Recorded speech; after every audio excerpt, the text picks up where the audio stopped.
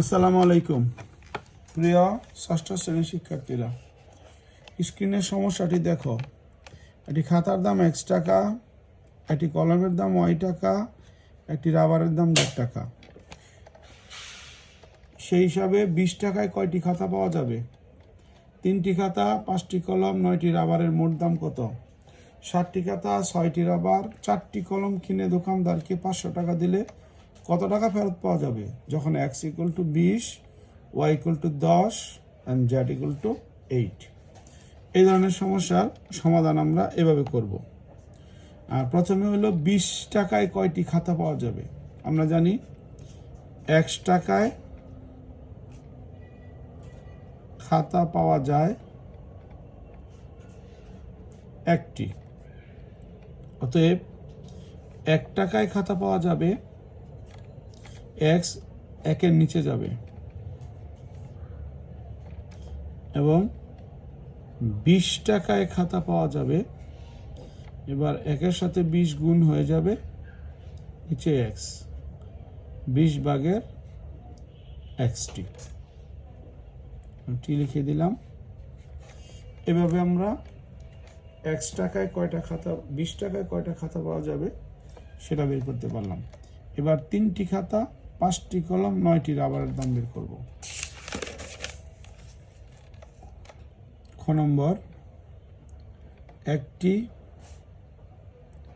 খাতার দাম X টাকা, অতএব 3টি খাতার দাম X × 3, 3X টাকা। একটি খাতার পরে কি আছে? কলম, Y টাকা। একটি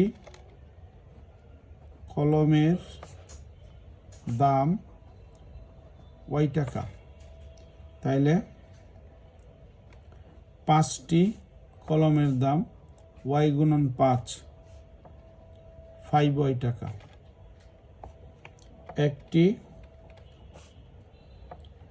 রাবারের দাম Z টাকা, তাহলে রাবার আছে কয়টি? 9টি। 9টি রাবারের দাম Z × 9 টাকা, 9Z টাকা। তাহলে মোট দাম আমরা এগুলো সবগুলো যোগ করে ফেলব। 3X, 5Y, 9Z টাকা। ঠিক আছে, এবার আমরা গ নম্বর প্রশ্নটার সমাধান করব। গ নম্বরে আছে 60টি খাতা, তাহলে একটি খাতার দাম X টাকা, তাহলে 60টি খাতার দাম X × 7 টাকা, 7X টাকা। তারপরে হচ্ছে 6টি রাবার। একটি রাবারের দাম Z টাকা, তাইলে 6টি রাবারের দাম Z × 6 টাকা, 6Z টাকা। রাবারের পরে হচ্ছে কলম, 4টি। একটি কলমের দাম Y টাকা,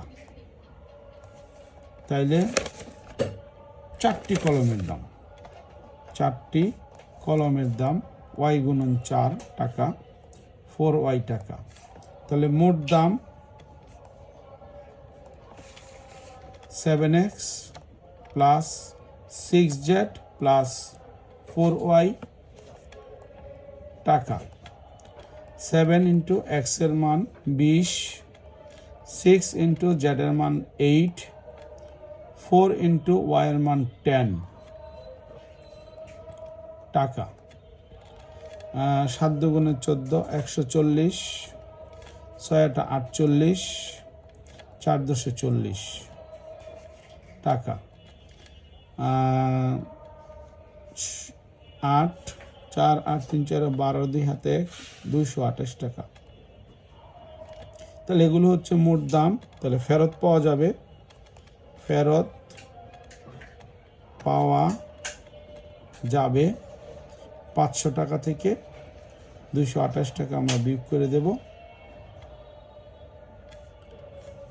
2 হইলে হাতে 1 আর 2 3 7 হইলে হাতে 1 3 3 আছে 500, 272 টাকা। জি, এই জিনিসগুলো এই পরিমাণে কিনলে আমরা আরও 272 টাকা ফেরত পাবো। তো শিক্ষার্থীরা, আমরা এইভাবে এই ধরনের একটা সৃজনশীল প্রশ্নের সমাধান করতে পারি। তোমরা ভিডিওটা দেখে ভালো করে অঙ্কটা চর্চা করবে এবং পরীক্ষায় আসলে সেটা সঠিকভাবে অ্যান্সার করবে। আজকের মতো বিদায়, আল্লাহ হাফেজ।